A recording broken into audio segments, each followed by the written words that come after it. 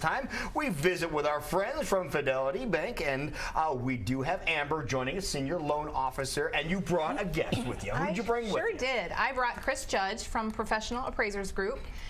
She's actually, I'm going to let her tell you her story about how long she's been in the business, but she's part of a family-owned business that's been in the business for over 30 years, and she's an expert at what she does, and I thought she'd be a great fit today. That would be perfect. So we need to find out. Here's the first question right off the bat. How about, because here's the reason why. Okay, here's the reason why.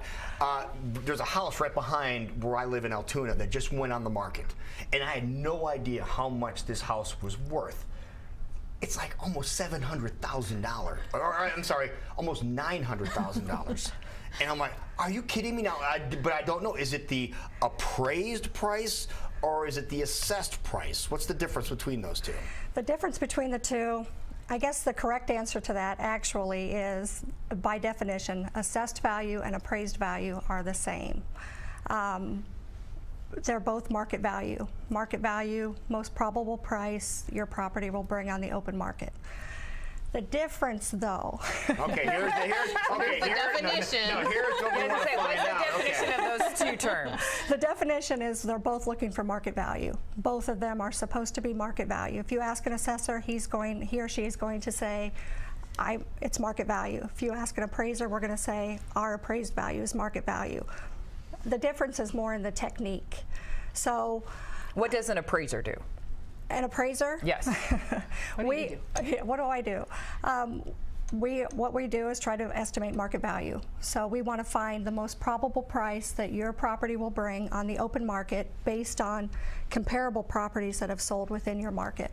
Okay, and so then what does an assessor do? The assessor is also placing market value on a home, but the difference comes in, the assessments are done on January 1st of each year.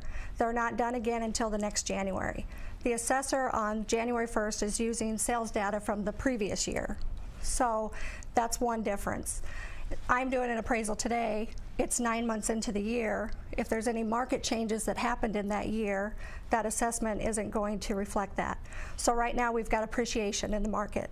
So I've got 9 months of appreciation. That assessed value wouldn't reflect that. So when you come in, you're judging the home on the way it is today. Today. So does that mean I need to clean before you get there or not?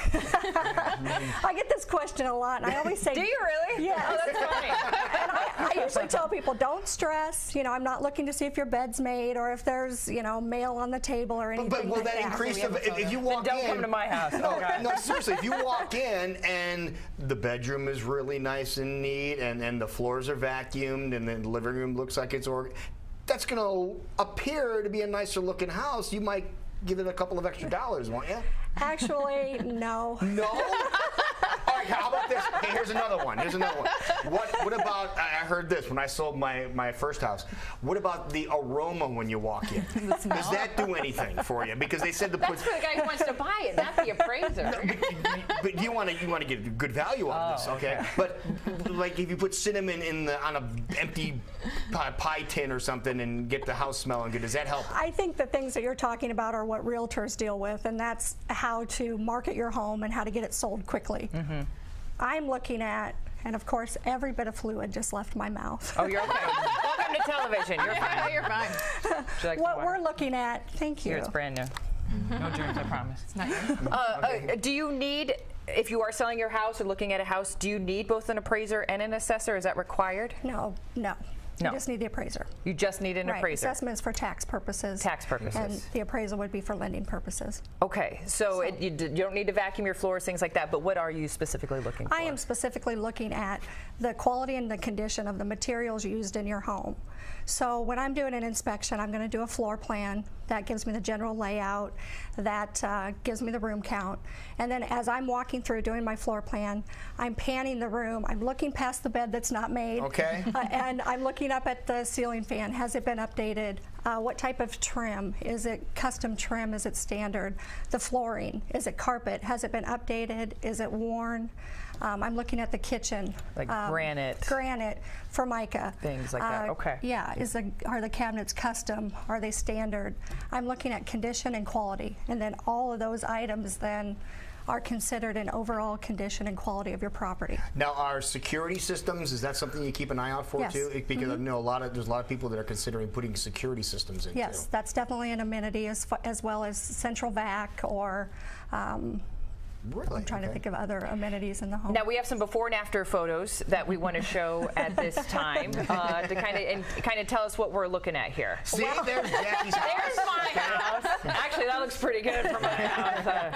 This I'm is doing Jackie's good. kitchen. And, I wish that was my Actually, this is staged, but it was to make a point that when you ask if you need to clean your home, this would be the probably don't have it look like this photo. Do a little pickup, but it doesn't have to be spotless. Because in my inspection, I'm looking at what type of countertop.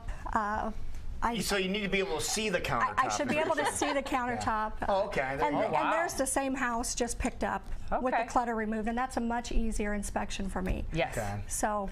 All right, here's another question for you, because there's a lot of things going on here. What if I want to increase the value of my house? We hear all the different rumors. You should do this room. You should do this room. What's the one room that you could do to increase the value of your house? The one room would be the kitchen. The kitchen. Yep. Okay. After the kitchen. After the kitchen would be the bathroom. After the bathroom would be room additions, adding square footage to your house. Yes. Okay. Anytime you add any square footage to your house, you're going to increase your value. Got it. Now tell us about your company. As you were saying, you've been around for 30 years, family-run business. If people want to get in touch with you, they want more information, how do they do that? And actually, now with the new banking regulations, you can't call me anymore.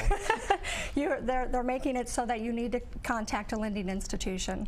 So my advice would be to find a reputable lending institution with seasoned loan officers like Amber. I don't know, Amber. I bet Fidelity Bank could help us out with that. Absolutely, yes. 18 years? Yeah, yep, 18 years for myself personally. So yes, so we would love to help and contact us. Then we make sure that we get a hold of the appraiser, that we have an approved list, they're all experts, and then we can help you with the value. But we're showing you this morning that they are using local, they're using family run, they're using good people, which is what we preach about every single day. So FidelityBank.house. That's what we're looking for. FidelityBank.house. Thank you, AC, you did good.